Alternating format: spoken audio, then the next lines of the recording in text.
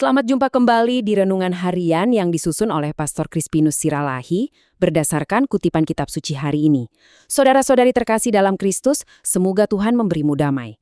Nah, di ulasan kita kali ini, kita bakal ngebahas sesuatu yang sangat esensial, yaitu gimana sih nemuin damai yang benar-benar nyata dengan menjadikan Yesus sebagai jalan, kebenaran, dan hidup. Ya, ini bukan sekedar teologi rumit yang cuma ada di buku tebal loh. Ini benar-benar panduan super praktis buat keseharian kita. Yuk kita gali bareng-bareng pesan luar biasa dari Kisah Para Rasul, Surat Petrus, dan Injil Yohanes. Sering banget kan kita ngerasain kontras yang lumayan ekstrim di dalam hati kita sendiri. Gini, di satu sisi kita baru aja ngerayain sukacita Paskah. Kita dengan semangat bersorak, "Haleluya!" Tapi di sisi lain, realitas sehari-hari tuh kayak langsung nabrak kita gitu aja. Kerjaan numpuk, biaya sekolah anak yang tiba-tiba naik, ada keluarga yang sakit parah, atau ya jujur aja, kadang kita kecewa sama birokrasi dan pelayanan di gereja sendiri. Jarak yang lumayan jauh antara sorakan "Haleluya" dan keluhan "aduh pusing" ini nih yang sering banget bikin kita ngerasa cemas dan tertekan.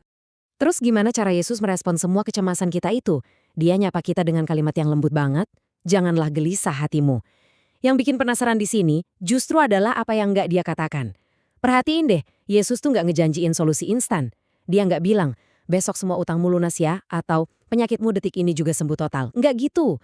Dia paham banget kalau kegelisahan kita itu nyata, itu manusiawi. Sebagai gantinya, dia nawarin sesuatu yang jauh lebih berharga.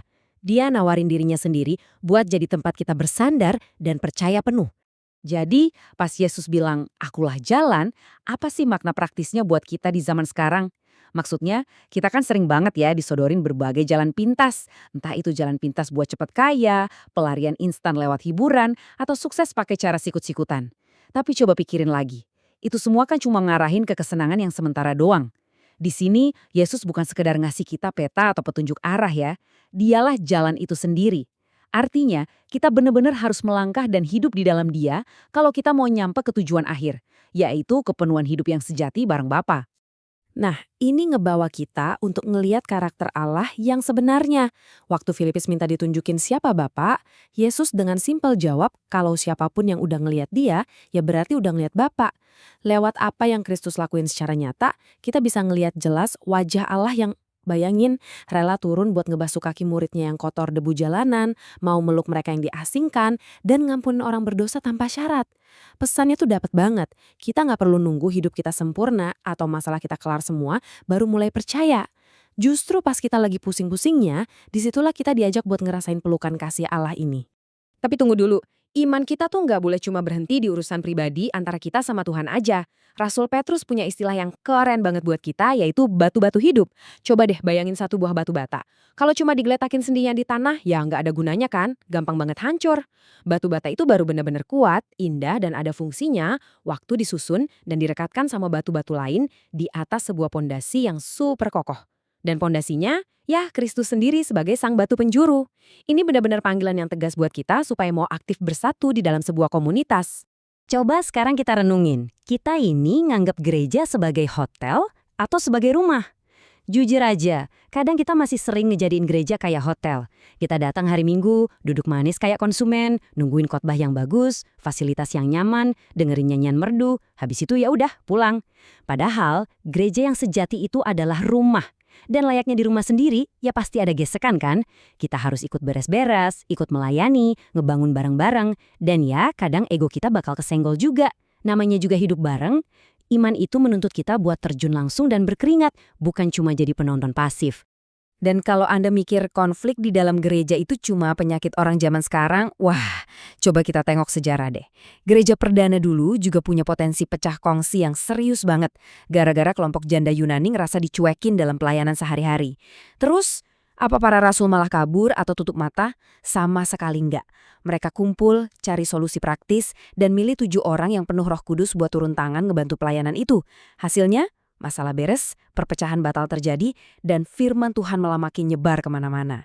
Ini bukti nyata kalau masalah di komunitas tuh bisa diatasi asalkan ada tindakan nyata dan kasih. Nah, dari semua wawasan kita ini, kira-kira apa ya langkah konkret yang bisa langsung kita lakuin? Ada 3 ajakan pertobatan nih buat kita.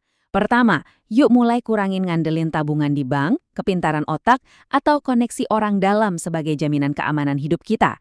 Mulailah andalkan Yesus sebagai satu-satunya jalan. Kedua, jadilah batu hidup yang mau dan rela dibentuk. Jangan jadi batu yang keras kepala dan maunya menang sendiri di dalam komunitas. Dan yang ketiga, ini penting banget. Kalau Anda ngelihat ada yang kurang pas di paroki atau komunitas Anda, jangan buru-buru cabut dan nyari hotel lain yang lebih bagus.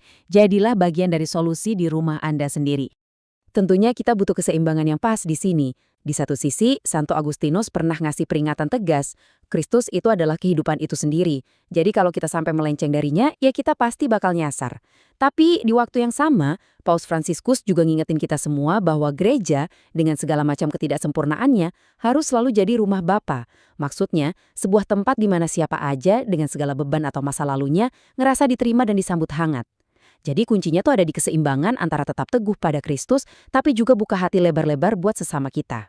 Sebagai penutup ulasan kita hari ini, saya mau ninggalin satu pertanyaan yang simpel tapi menantang banget. Gimana sih cara Anda secara pribadi bakal milih untuk aktif jadi batu hidup di komunitas Anda minggu ini? Ingat ya, Yesus mungkin nggak pernah janjiin perjalanan hidup yang mulus tanpa badai. Tapi dia berjanji bakal terus ada di dalam perahu nemenin kita pas badai itu datang menerjang. Jadi, teruslah melangkah maju bareng dia, dan janganlah gelisah hatimu.